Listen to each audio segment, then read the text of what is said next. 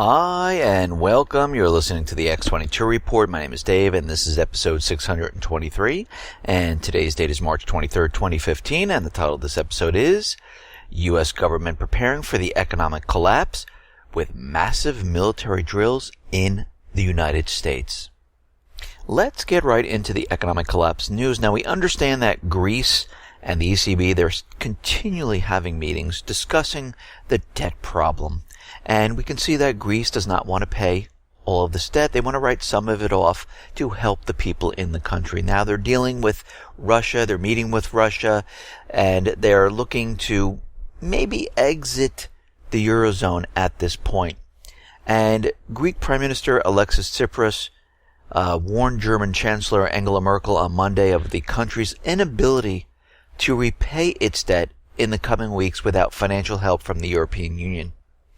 He wrote a letter, and Tsipras criticized the Eurozone minister in its refusal to issue short-term debt to Greece before Athens adopts a new round of economic reforms. Given that Greece has no access to money markets, and also in view of the spikes in our debt repayment obligations during the spring and summer, it ought to be clear that the ECB's special restrictions, when combined with the disbursement delays, would make it impossible for any government to service its debt. And this is coming from Tsipras. And I have to agree, the ECB is making it very, very difficult.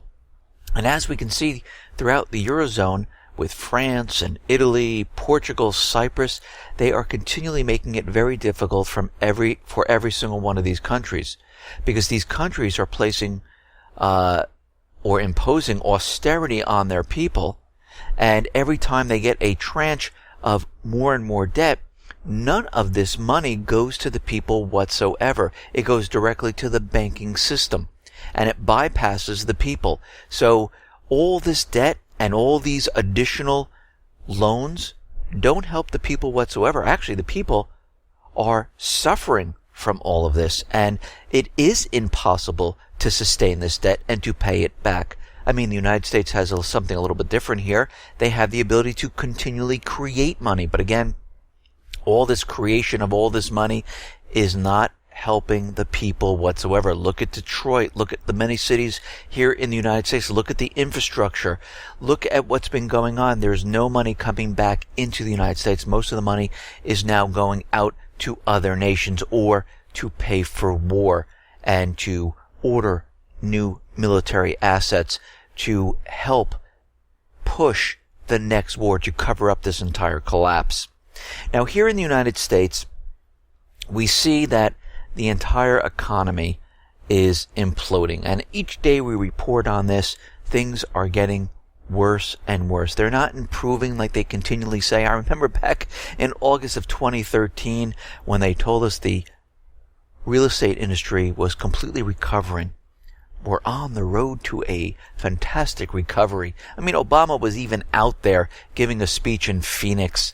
And since that time, we have seen absolutely no recovery. You know what we've seen? We've seen bubbles being inflated. We see an illusionary real estate market which cannot be sustained. We have seen draconian programs being implemented to bring more and more of the subprime people in to continually push this bubble larger and larger. But we have not seen an improvement. Actually, all we see are things that are getting worse in real estate, in retail, in the unemployment situation.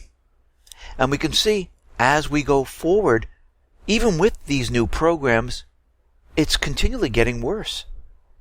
I mean, following January's disastrous dive in existing home sales, February saw a 4-month of missed expectations with about 4.88 million print against a 4.9.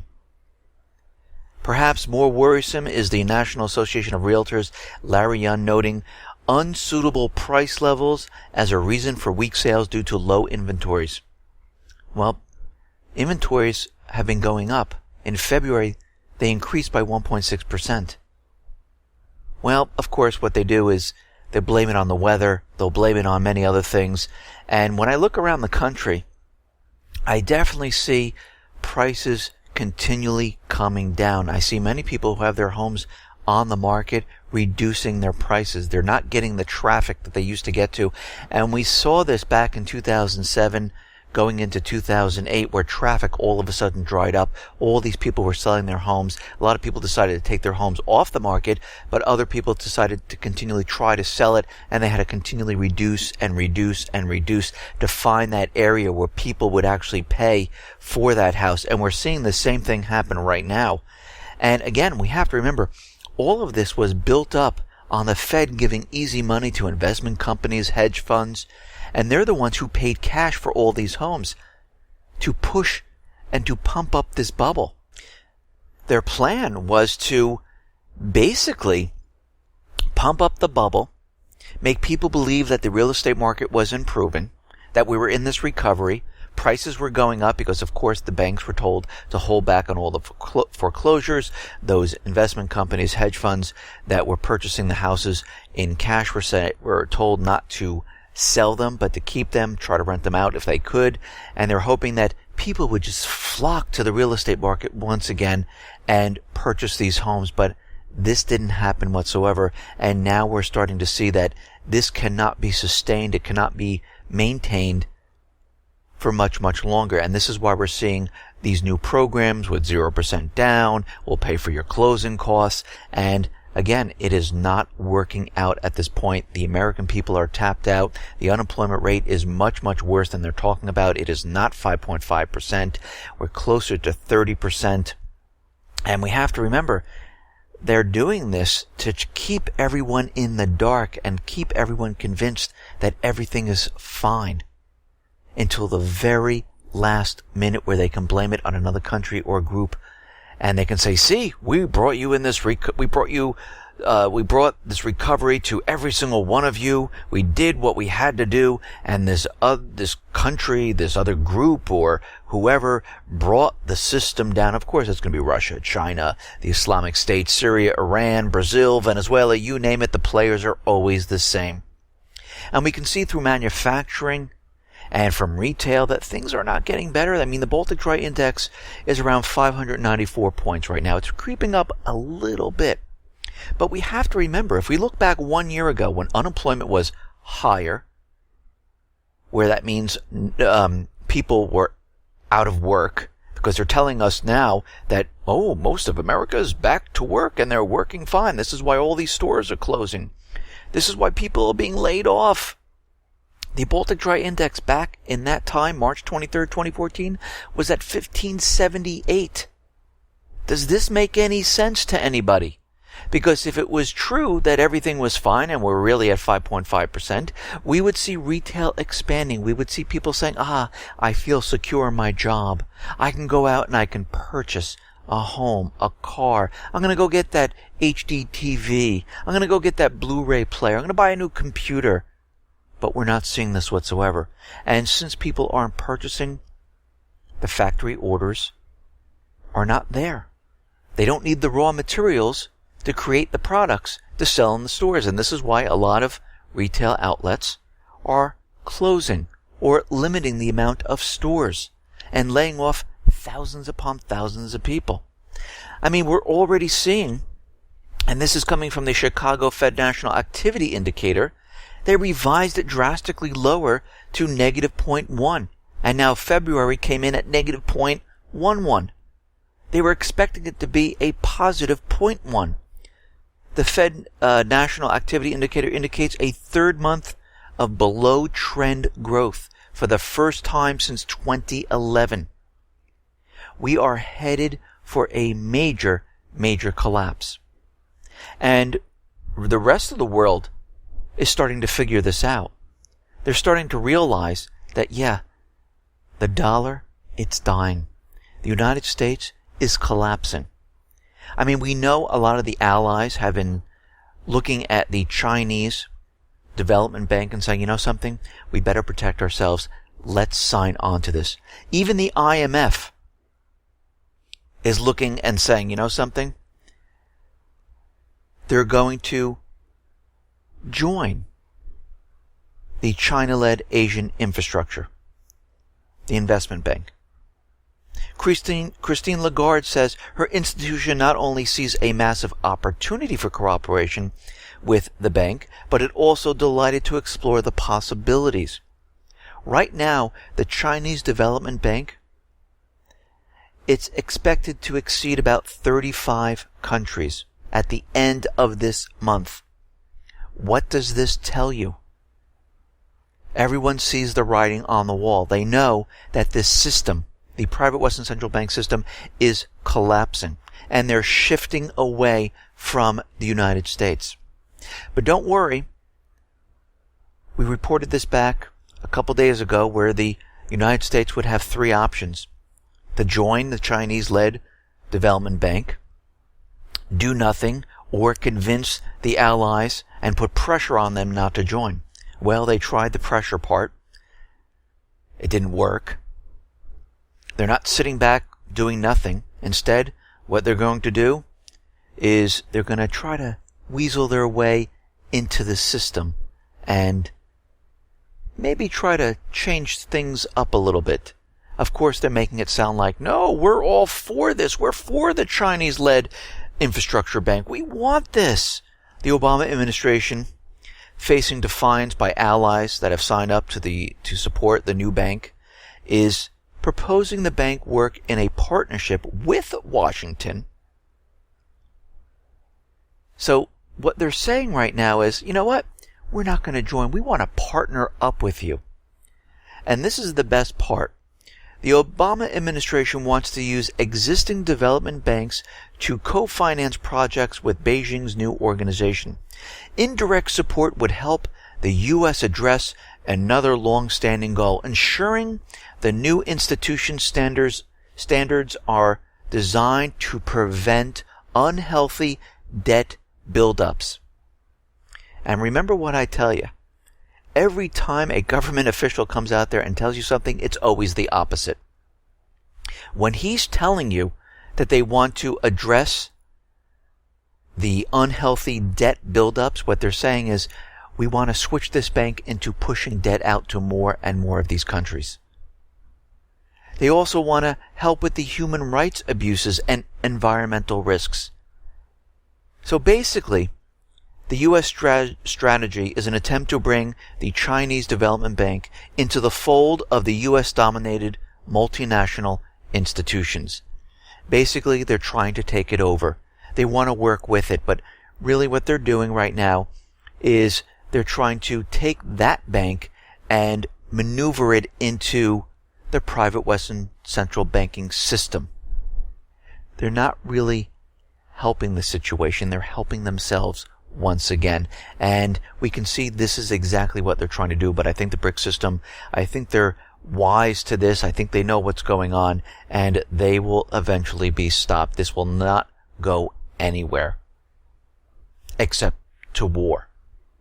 Now, Russia is ready to ratify a science, innovation, and technology cooperation pact prepared by the 5 BRICS nations. BRIC countries led by China are looking to offer incentives to nudge domestic companies to shift from low-value, low-cost manufacturing to fostering innovation. And we can see the BRIC system right now is looking out at the world, and they're making deals looking to bring business in. Russia is also making deals in South America, in Brazil, just like China is making deals in Venezuela. We see that Power Machines, Russia's largest power plant engineering company, acquired 51% share of Brazilian engineering firm Pfizer in a move to strengthen its presence in Latin American countries. Power Machines has an international experience in the field of design, manufacture, and complete delivery of the equipment for thermal, nuclear, hydraulic, and gas turbine power plants. And as we can see, Russia, China, they're making deals all around the world, trying to spur economic growth to help out each one of these countries, while the United States is plotting regime change, using military to gain control of a country.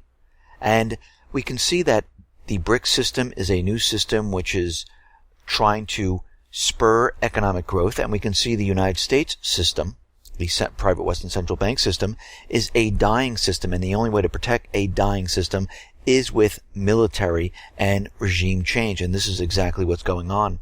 right now. And we can see throughout Europe, countries under the private Western central bank system, they are suffering. And there are protests out there where they're saying enough is enough. Spain, they're out there and they're protesting austerity. And they're saying that the situation in Spain is deteriorating as the money it got from the Europe went to bailing out banks, which continued to foreclose on homes. But they does not help the everyday person.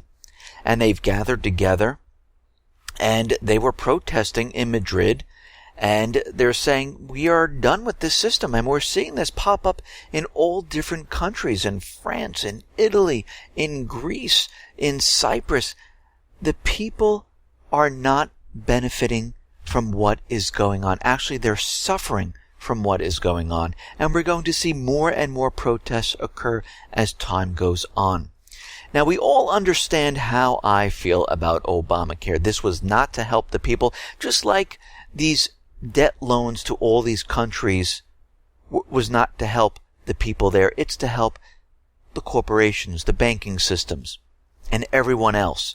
We see Obamacare doing the same thing, where Obamacare was to help the insurance companies, to help bring in revenue to the government. It wasn't really to give benefits to the people. Because if you're truly giving a true benefit to the people, you don't have to add a penalty onto it to force people into something. People would flock to it because they would make the choice and say, yes, this works for me. This is a great product. I'm going to join up. But again, Obamacare is not a great product. It is a product to enslave you in health insurance and to continually keep you in this system and continually having you pay in as the prices continually go up. And if you don't like it, doesn't matter. We're still going to get your money by penalizing you. The Obama administration is now going around saying that the Obamacare enrollment figures is fantastic. It's a success. But when we take a closer look, it reveals that it isn't nearly as successful as anticipated. According to the survey, 57% of the uninsured said the penalty is less expensive for them than the coverage. 31% said they didn't need health insurance anyway, while 26% said they like to have it but prefer to pay the penalty because it's cheaper. So when we look at this, we see that, you know what? The Affordable Care Act is too expensive for people to get into it. And right now they're saying, listen, it doesn't really matter at this point because I'm stuck in the same situation. If I truly wanted health insurance, I didn't need Obamacare. I would have gotten it on my own, but it was expensive. Now that there's Obamacare, it's still expensive, but now I have to pay a penalty. So it really didn't help all those people stuck in the middle here who weren't getting the subsidies. And we can see right now that all of these people who are out of Obamacare, they're just taking the tax penalty because it's a lot less money than paying $500, $600, $700 a month. So this is not a success. This is a grab for your money to bring in as much as they possibly can to make the insurance companies wealthy and to bring in revenue to the government. Because you have to remember, the insurance companies wrote Obamacare. Now, NATO has announced that it is launching an information war against Russia. The UK publicly announced a battalion of keyboard warriors to spread disinformation. And it's well documented that the West has long used false propaganda to sway public opinion. You have to remember Amendment 114, Section 501 of the NDAA back in 2012. The United States can use propaganda on its own people. Such manipulations includes flooding social media with comments supporting the government and large corporations, fake social media identities. One of America's top cyber propagandists, former high-level military information officer Joel Harding, wrote in December, I was in a discussion today about information being used in social media as a possible weapon. The people I was talking with have a tool which scrapes social media sites, gauges their sentiment, and gives the user opportunity to automatically generate a persuasive response. Their tool is called a social network influence engine. Gizmo reported back in 2010, software developer Nigel Leck got tired rehashing the same 140-character argument against climate change deniers, so he programmed a bot that does the work for him. Every 5 minutes, it trawls Twitter for terms and phrases that commonly crop up in tweets that refute human-caused climate change. It then searches its database and hundreds to find a counter-argument best suited for the tweet. An article that includes the words Russia or Ukraine automatically trigger comments accusing Russia of seeking to form a new empire, Putin of being the new Hitler, and the Russians invading and being responsible for all the violence in Ukraine. Any article including the words NSA spying or mass surveillance automatically triggers comments saying that the government is just trying to keep us safe, and anyone who questions their actions is a tinfoil hat wearing conspiracy theorist who lives in his mom's basement. So basically what's happening here is they no longer need the living human being to counter the argument on all of these sites like on YouTube, Facebook. They use software to create different accounts by the hundreds, by the thousands, and then they use these accounts using a bot to go ahead and take from a huge database of sayings to come back and basically try to give an argument to what is going on. And this is why we see this continually happening. I notice all these accounts that are created are usually created like between 2009 and 2012. They have no other videos, no anything else linking to them. It's just a single account created with absolutely nothing, and they make a one-time post or two posts, and that is it. So we can see right now they're pushing this propaganda war as hard as they possibly can. Now, many countries now are looking at Chinese arms. Chinese-made advanced weapon systems are now flooding the international market, and over the next 10 years will cause instability and make it a lot harder for the U.S. to intervene in these countries, because these countries are looking at the military assets from China. They might not be as good as the United States or Russia's military assets, but they're cheaper, and a lot of these countries are looking at this saying, you know something, we rather spend less money for almost the same thing, and they're going ahead and doing this. We see China's shift from small arms to advanced weapon systems is proven by the sale of drones to Africa and the Middle East in 2011, a contract to supply 3 frigates to Algeria in 2012, and Turkey's surprise choice of a Chinese air and missile defense system over US, Russia, and EU offerings a year later. Chinese weapon systems are often much cheaper, but again, you get what you pay for. They're getting something at a reduced price, and the weapons are almost as good as the United States and Russia. And as time goes on, these weapons will get better and better and better. Now, we see out in Japan, we understand that the United States is trying to move their base to a different location in Okinawa.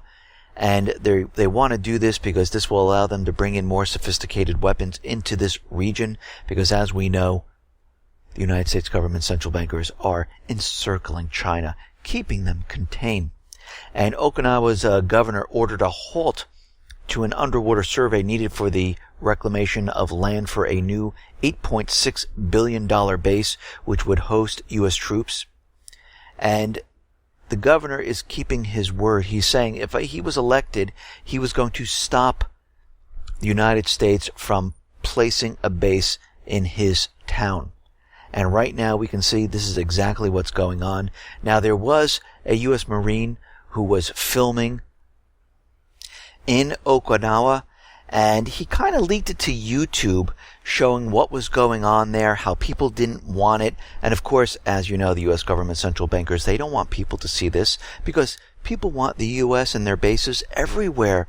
And we could see the people there do not want the United States there. The leaked film would show the arrest of the Okinawan peace campaigner last month, It was uploaded to YouTube on March 9th, and of course, a lot of this has been taken down already, and the U.S. Marine Corps official was sacked over this because they don't want this type of stuff getting out there. They want people to think that, yes, they want us in here. They want us creating a new base in their area. And we can see right now that, no, the people really don't want this. Going on and looking around the entire globe right now, a lot of the countries are looking at the United States as a bully, pushing their way into each one of these countries. And a lot of the people in these countries are saying, you know what? We really don't want you here at this point in time. But again, the United States needs to do this because the United States government central bankers are pushing war. And they need bases in strategic locations because they realize once this war gets started, they want everything preset and ready to go. Now, we understand in Ukraine there was a coup d'etat. I mean, there was a recording of Victoria Nuland. They spent about $5 billion, and basically they put in the puppet government in Ukraine. And what's very interesting right now is that the Clinton Foundation's deep financial ties to Ukrainian oligarchs pushed for closer ties to EU was revealed. And we can see between 2009 and 2013, including when Mrs. Clinton was Secretary of State, the Clinton Foundation received at least $8.6 million from the Viktor Punchuk Foundation, according to that foundation, which is based in Kiev. It was created by Mr. Punchuk, whose fortune stems from a pipe-making company. In 2008, Mr. Punchuk made a 5-year, $29 million commitment to the Clinton Global Initiative, a wing of the foundation that coordinates charitable projects and funding for them but doesn't handle the money. The pledge was to fund a program to train future Ukrainian leaders and professionals to modernize Ukraine, according to the Clinton Foundation. Several alumni are current members of the Ukrainian parliament. The Punchuk Foundation said its donations were intended to help make Ukraine a successful, free, modern country based on European values. It said that Mr. Punchuk was lobbying the State Department about Ukraine. This cannot be seen as anything but a good thing. And we can see, yeah, they were kind of involved in this entire thing. And we see the Clinton's Foundation is kind of involved in many, many different aspects that are going on around the world at this point in time.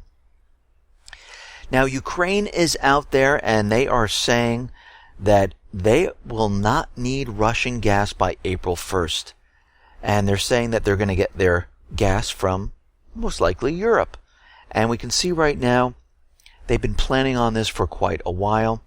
And I don't believe they're going to start the offensive unless they can completely get off the Russian system. And we can see right now they're continually making 7-day prepayments to get the gas into the country. And once they have the gas coming in from some other area and they do not need Russia, and they don't pay Russia off whatsoever because this is what they're planning to do, they are going to start the major offensive. And we heard and reported on that this major offensive is coming in the spring. Now, if they are able to get off of the Russian gas supply by April 1st, we can most likely see an offensive, a major one, occurring this spring. And we can see Ukraine is out there, and Ukraine's Ministry of Information Policy, Yuri Stets, said he wants people who work for the local television in Donetsk and Lugansk to serve 8 to 15 years in prison for lying about what has really been going on in Ukraine. Or do they want them in prison because they were telling the truth of what's really going on? And we can see that Ukraine is not for free speech. They control the situation. They're throwing journalists out of the country. They're barring people from coming into the country. And again, most of the people in the country of Ukraine right now do not agree with what is going on. I mean, Poroshenko even revealed that 30% of Ukrainian conscripts deserted in the early days of the conflict. I'm going to say that number is much higher. I think he's being conservative about the whole thing. Because the people are sitting here going, well, wait a minute. Why are we going after our own people? It makes no sense. And this is why Ukraine had to have paid mercenaries come into the country to help fight the war. And we can see right now, US, UK, they have advisors in there training the Ukrainian army, training their special police forces. And we can see a lot of the oligarchs in Ukraine are looking at the situation, and it seems that they have private armies that are protecting their certain oil production, their certain corporations, and Poroshenko is out there, and he has dispatched 2 battalions of elite National Guard to different areas right now because of the rising tension in the region. And he's saying that there will be no more pocket armies for each governor in each one of these regions. Any regional armed forces must fall in with the national military hierarchy. And he's saying that, no, this has to end right now. You all have to be under my power. But again, the people in Ukraine are looking at this saying, you know something? We need to protect ourselves here. And we're going to have to watch this carefully to see what is going to happen in Ukraine. Now, there's a new OSCE report, the Organization for Security and Cooperation in Europe. Special monitoring mission said on Saturday it was denied access to an East Ukrainian territory controlled by the Ukraine Armed Forces. They wouldn't let them in there. They wouldn't let them inspect the heavy military asset withdrawal. And this happened on 2 separate instances. And of course, they're stalling. They don't want them to see certain things. This is why they're keeping them out. They stall them as long as they possibly can. They moved their heavy armament away. Then they let the OSCE people in. And of course, they saw nothing because they were able to keep them out for a specific time. Ukrainian troops stopped the OSCE monitors at the entrance of the city of Mariupol and at a checkpoint near another town. So they're continually doing this, and all they're doing is playing musical chairs and moving the equipment in all different areas so the OSCE doesn't really see what is going on here, and they're trying to keep it as close as they possibly can to the contact line. And we can see right now most of the violations of the Minsk agreement is from the Kiev side. The OSCE reports are discussed at least once a week. Facts that are reported to the OSCE member states show that about 80% of the problematic incidents, such as the failure to abide by the obligations on withdrawing troops or the refusal to allow monitors to reach an area they want to visit, involves the Ukrainian security forces. It happens 80% of the time. Now, again, as we know, Germany, France, United States, and the other European nations, they have sanctions ready to go on Russia or the southeastern people if they don't abide by the Minsk agreement. But what happens when Kiev violates the Minsk agreement 80% of the time? There is no penalty or punishment. Seems a little unfair to me. Now, out in the Middle East, we understand that the governments, the puppet governments, I should say, they are falling apart, and they're just trying to hold on to their power as long as they possibly can. I mean, out in Yemen, what do we see? We see the people there, the rebel fighters, have captured key facilities in Taiz. This is the Yemen's 3rd largest city, including the international airport. They have advanced into the city, which appears to have placed the rebels on a path toward the direct military confrontation with the opposing puppet government led by the President Haiti, who is based in Aden. And this is continually and ongoing, and we can see the United States government, central bankers, the coalition forces. It's making all of them a little bit nervous because each country right now, Yemen, Libya, Lebanon, Iraq, all of these people are rising up. They want their countries back. They want the central banking system out. They want the U.S. government out. And we can see that the people in Yemen are moving within striking distance of the strategic Bab al-Mandab Strait, a vital corridor through which much of the world's maritime trade passes. Now, this corridor is the narrowest point between the Gulf of Aden and the Red Sea. And if you control this choke point, you can control what's going back and forth. Now, directly opposite of this is Djibouti, where the United States has a base there. And we understand now why they put the embassy in Djibouti on shut down because they're worried about what is going on in Yemen, which is right across the way. They have security concerns. And we can see that the Yemen foreign minister calls for the Gulf Arab military around the area to come and help, to intervene, to come into the country and push these people out and restore power back to the president. But I don't think this is going to happen. The UN is now getting involved, and the UN Security Council held an emergency session to condemn the actions of the rebels who have taken over all of these different areas. And we can see right now, the puppet government in this country has no power whatsoever. The same thing is happening in Libya. The same thing is happening in Lebanon. And we can see the United States government central bankers are trying to prevent the overthrow of the puppet government in Lebanon. And we can see they're continually sending more and more weapons into this area. A new shipment of U.S. weapons pledged to the Lebanese army is set to arrive in Beirut by the end of this month. Last month, a U.S. weapons shipment arrived to Beirut's port that included about over 70 M198 howitzers, as well as 26 million rounds of ammunition, including small, medium, and heavy artillery rounds. And as of right now, we definitely see that all of this is happening because the people are rising up in each one of these countries. And we understand that military assets are being brought down into Kuwait.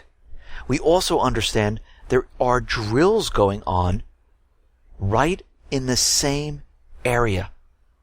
Some 3,000 U.S. military personnel, as well as American air, land, sea, and special operation components, have moved into the Persian Gulf region for a military exercise. The exercise, known as Eagle Resolve, has been taking place in Kuwaiti waters since March 8th and will run through the end of the month. U.S. forces and its military allies have practiced helicopter exercises such as ship-based search and seizure operations. Forces also will run exercises to execute amphibious landing along with the Kuwaitis. Interesting how they're doing this at the same exact moment that all of this is going on, and how they're trying to push through the authorization of war. Eagle Resolve is an excellent opportunity to improve our ability to partner with Gulf and international forces at the operational level and identify best practices in countering asymmetric threats. And this is coming from CENTCOM.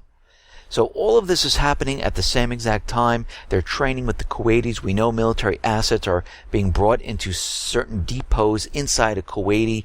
Troops are being mounted up in this area, and now they're training in this area because, as we know, they're going to eventually need to go into Yemen, Libya, Lebanon, and Iraq. All they need is the authorization of war to be passed, and then boom, everything is a go.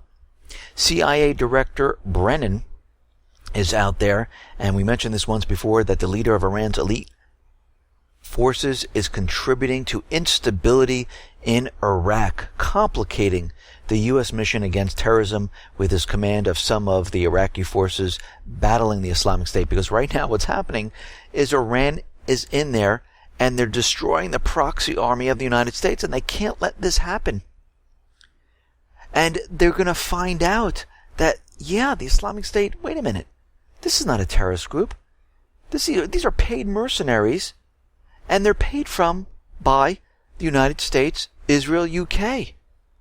And this is what they're nervous about, because if you notice, all the countries in there are all those countries that are part of the private Western central banking system. All the other countries that would like to get involved, Syria, Russia, China, Iran, they've been told, no, you cannot do this. Now, if everyone is fighting terrorists, they should be allowed in there to help out, wouldn't you think? We see now that there is more propaganda out there. The U.S. Marine Corps urged vigilance among their staff on Sunday after the Islamic State militant group released a list of military personnel it aims to kill, as well as their photos, addresses, and everything else. And this came from the Islamic State Hacking Division, where they posted online list of U.S. military personnel who the group believed had taken part in attacks of the Islamic forces in Syria, Iraq, and Yemen. And we can see right now experts are out there saying that, yes, the Islamic State is recruiting experts in the field of information technology, and very likely they will hit the United States with some type of cyber attack. Now, we know that this is not exactly what's going on. We know this is an inside job. They're trying to push the propaganda as best they possibly can, because what do they want? They want the authorization for war passed. Now, we understand that all these countries have set up draconian laws because they're very worried about terrorism. Maybe not. Maybe they're really worried about the people and keeping control of the people for when the collapse comes, because we're starting to see a lot of the evidence where they're coming down on free speech and the rights of the people, and we see they've taken it a little bit further. I mean, it was just a matter of time before Western governments used the trumped-up war on terror as an excuse to drastically ratchet up their very real war on the use of cash and personal privacy that they were waging against on their own citizens. The terrorists used cash to purchase some of the stuff they needed. Cash! Oh, you know what we should do? We need to ban cash now. But of course, they also use cell phones, cars, public sidewalks, so we should ban all of that if you really believe the real story that there's terrorists out there. And what they're doing right now is they're trying to limit cash.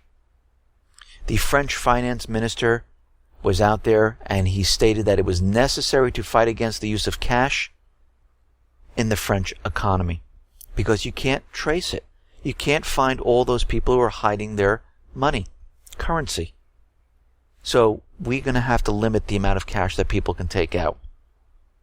He then announced extreme and despotic measures to further restrict the use of cash by French residents and to spy and pry into their financial affairs. So basically right now the French residents, they can basically withdraw only 1,000 euros. It used to be 3,000. Before, French resident is free to convert euros into other currencies without having to show identity. But now, instead of basically converting their currency from 8,000 euros, they only can convert 1,000 euros. So we can see exactly what's going on here, and this is going to spread throughout all the other countries and the United States, because they're trying to limit the amount of money that people are taking out. Because you have to remember, their bail-in documents have been set. They want to trace basically all economic transactions. And they don't want people hiding money, because they want all the money to remain in the banks. Basically, it's a form of capital controls if you really think about it. Now, we understand that the collapse is coming, and we understand that the United States government has been getting prepared. We know that they created DHS, they have TSA, they've been nationalizing the police force, they've been spying on all Americans. And we can see now they're having a massive military drill in the Midwest and Western area of the United States. These are going to be held in civilian areas. From July 15th to September 15th, the U.S. Army Special Operations Command is conducting a massive military drill in an area covering the entire American Southwest. Reading the operational plan of Jade Helm, it is clear that this drill is about controlling the people. Further, this drill is also about martial law being used as a preventative measure in states which might lean towards civil war against the United States government. California, Nevada, Colorado, Arizona, New Mexico. Hey, all these countries, except for California, I have to say, have very lax gun laws, if you noticed. Thomas Meade, the operations planner for the U.S. Army's Jade Helm Realistic Military Training, has publicly stated that we have Army Green Berets, Navy SEALs, Marines Special Operations Command, the 82nd Airborne Division, and we also have some of our interagency partners such as DEA, FBI, and DHS working with them. How interesting. Special operations groups include infrastructure raids, assassination of key enemy personnel, reconnaissance and extraction of key enemy personnel for detention and or intelligence gathering. And what makes me nervous about this is, what do they mean by detention and intelligence gathering and assassination? I mean, are they talking about pushing the agenda of using the lists and going after those key people and detaining them and dragging them off? Or assassinating them? In the Jade Helm section entitled What to Expect, operation planners state that the public should anticipate increased aircraft in the area at night. The same section goes on to state that some individual civilian insurgents may conduct suspicious activities. Well, the question is, what do you mean by suspicious activities? Are you talking about taking people, rounding them up, and bringing them off to separate FEMA camps? Or taking people, putting hoods over them, and dragging them off? So, if we look at each one of these states, the red states of Utah and Texas are listed as hostile states and is part of the Southern California. The brown state of New Mexico is listed as leaning towards being hostile. The blue states of California, Nevada, and Colorado are listed as being loyal, permissive to military authority and martial law. The light blue states of Arizona is listed as unknown but leaning toward being friendly. So we can see right now they have it all mapped out. They're doing these trainings. They're already warning the people there's going to be aircraft, most likely black helicopters, flying in the area. And this is all being done in civilian areas. And we can see all of this is being done to train the people to be used to this type of what's going to happen here, so they don't react. Because when the collapse does come, and they've seen these drills before, we've seen it in Miami, we see it in Houston, and as people get used to this, they're not going to react. They're not going to think that there's anything wrong. They're just going to think, oh, it's another drill, no big deal. And those people who might be having conversations, who've been spied on, saying, I don't agree with the government, they might be taken away, and they won't be ready for it because they're used to these drill operations. And we can see they are definitely getting ready for the collapse scenario.